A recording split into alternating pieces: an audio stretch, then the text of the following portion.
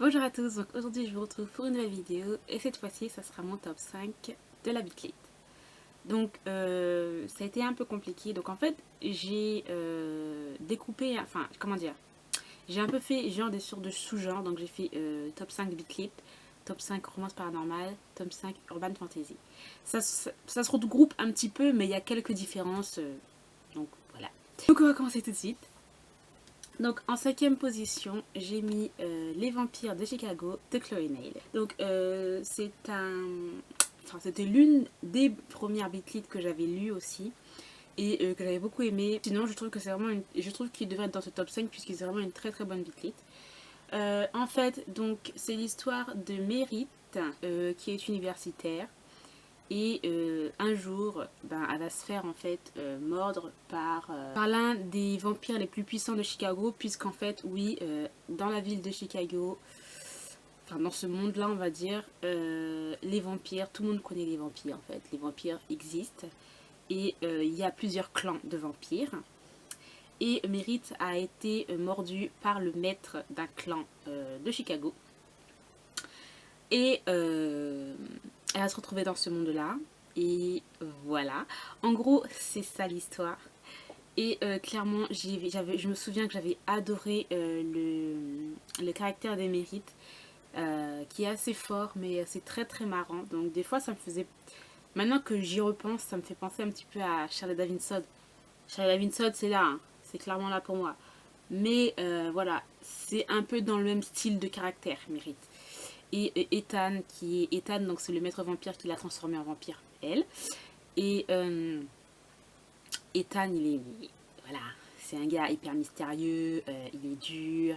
Donc c'est très très bien. Il y a vraiment il y a beaucoup d'intrigues. Beaucoup de choses à élucider en fait. Donc voilà, on va suivre ses aventures et on peut dire qu'il y a vraiment beaucoup d'aventures. Il y a vraiment énormément d'action et on ne s'ennuie pas du tout. Ensuite, j'ai mis en quatrième position Les Cavaliers de l'Apocalypse de Larissa Yon. Donc, c'est une série dont j'ai lu les 3 premiers tomes, donc il me reste juste le 4e tome à lire. Mais clairement, j'adore. Ah, j'ai oublié de vous montrer quelque chose en plus.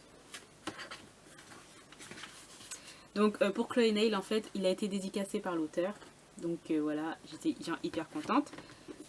Mais là, Sayan aussi, elle m'a dédicacé. Donc voilà. Juste, voilà. Je voulais juste vous montrer ça. Sinon, c'est pour les gens qui connaissent Démonica. Donc, c'est, on va dire, un monde un peu parallèle à Démonica. C'est toujours dans le même monde de Démonica, mais un peu parallèle. Voilà. Là, c'est la fin des temps approche. Les cavaliers de l'Apocalypse devront choisir de préserver l'humanité ou sinon le détruire.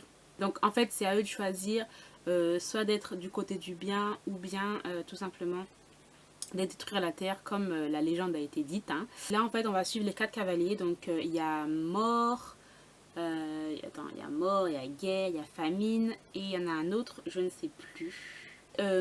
Voilà, donc en fait c'est des frères et sœurs, les cavaliers de l'Apocalypse ici sont frères et sœurs et on va suivre leurs aventures, surtout leurs aventures aussi amoureuses. Mais il y a aussi bien sûr l'intrigue par rapport à l'Apocalypse. Moi personnellement je l'ai adoré. Après c'est vrai que bon, quand on est une férue de Beatlit, romance paranormale, urban fantasy, on pourrait dire que bon, ça revient un peu au même. Il n'y a pas vraiment grand chose qui change. Mais moi clairement je l'ai adoré. La mythologie qui a été faite par rapport aux cavaliers de l'Apocalypse. Donc voilà, moi je trouve que c'est vraiment un très très bon beatlit, donc voilà. En troisième position, j'ai mis Chasseuse de la nuit de Janine Frost aux éditions Milady. Donc là c'est vraiment l'une des premières, je crois que c'est ma première beatlit, je crois, enfin l'une des premières beatlit que j'avais lues, que j'avais complètement adoré. Franchement, c'est pour commencer de la beatlit, commencer par ça parce qu'il est vraiment super génial. En plus, il y a des spin-offs aussi qui ont été faits sur différents personnages. Donc voilà, moi personnellement, j'adore cette série. Je dois être au tome... Je ne sais même plus où je suis. Je crois que je suis au tome 5 ou 6, un truc dans le genre. Et je crois qu'il me reste 1 ou 2 tomes, mais je ne suis plus trop sûre. Hein. Donc voilà, en fait c'est l'histoire de Kate qui est mi-humaine, mi-vampire. Et en fait elle traque les morts vivants pour se venger de son père. Et un jour en fait elle sera capturée par Bones, donc c'est un vampire chasseur de primes, qui lui impose une association en fait. Donc en fait il aidera Kate dans sa quête pour trouver son père. Et en échange il fera d'elle en fait une chasseuse experte de vampires. Donc voilà, en gros l'histoire c'est ça. Et clairement Bones et Kate, c'est le couple parfait. J'ai envie de dire, c'est le mythe de la Beat-Lit. C'est The Couple, donc Bones et Kate. Voilà quoi, j'ai adoré ce couple-là. Toujours autant d'action, beaucoup d'intrigues aussi. Il y a beaucoup de créatures fantastiques, que ce soit loup-garou, ghouls, etc. C'est aussi très... Il y a par moments aussi, c'est assez violent quand même. Il y a des scènes qui sont très très sombres, très violentes, très sanglantes. Bien sûr des scènes épicées, mais pas à toutes les pages, clairement. C'est vraiment très très bien dosé. Voilà, je vous conseille comme première Beat-Lit à lire, hein, Chasseuse de la nuit de Jane Frost. En deuxième position, j'ai mis Minuit de Lara Adrian. Donc là, je vous montre le tome 10, mais j'ai les premiers tomes, bien sûr, précédents. C'est une série que j'adore, clairement, elle est vraiment très très bonne. Moi, c'est un truc qui me fait vraiment passer un très très bon moment. On est dans un monde où les vampires rôdent en fait. Les gens qui connaissent, qui savent que les vampires existent en fait. Et d'autres non, puisque c'est un petit peu caché. Là, on a un groupe de vampires, donc c'est la lignée. Et en fait, c'est vraiment des vampires de pure souche en fait. Ça remonte à des millénaires et c'est vraiment des vampires qui n'ont pas été transformés en fait. C'est clairement, ils sont nés vampires, voilà. Et en fait, ils mènent une guerre secrète, enfin une guerre secrète où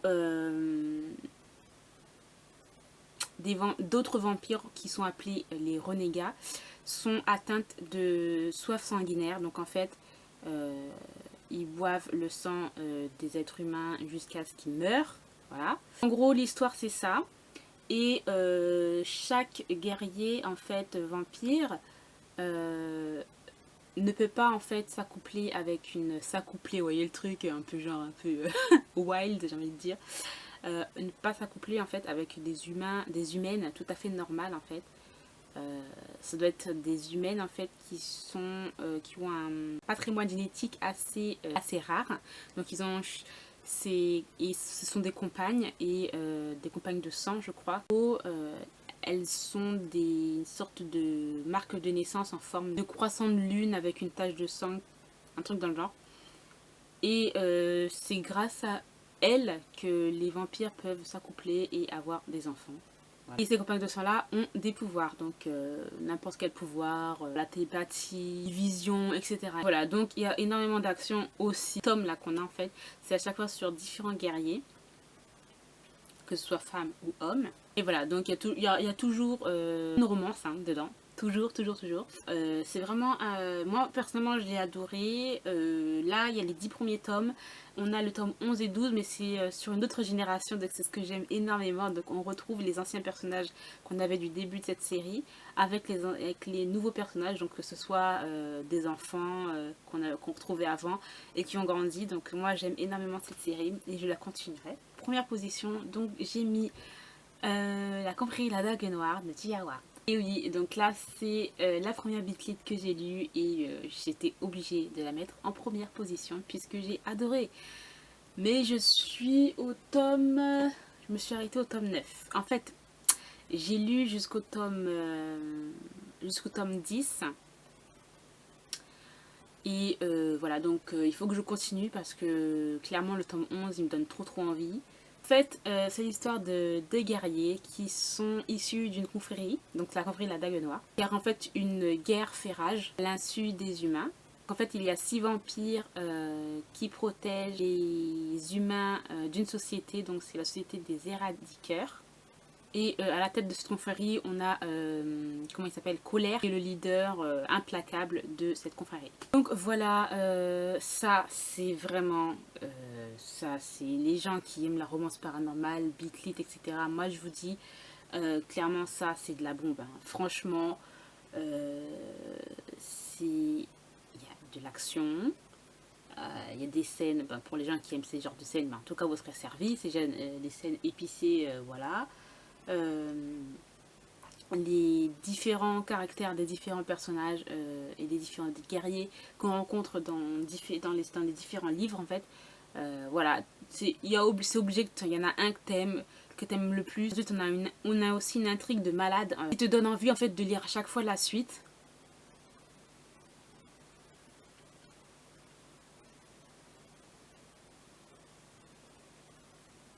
Donc là aussi on retrouve un peu, c'est un peu la même chose, envie de dire, que Minuit. Mais J. Howard, c'est un niveau, j'ai envie de te dire, beaucoup plus élevé, voilà. Avec aussi avec une autre mythologie sur les vampires. J'adore les vampires, qui aiment les histoires avec les vampires, etc. Donc, je pourrais vous le conseiller. En tout cas, pour moi, c'est cette série qui m'a fait découvrir la bitlite et tous ses sous-genres. Donc voilà. J'espère que cette vidéo vous aura plu. Je vous dis à très bientôt pour un nouveau top 5. Bye!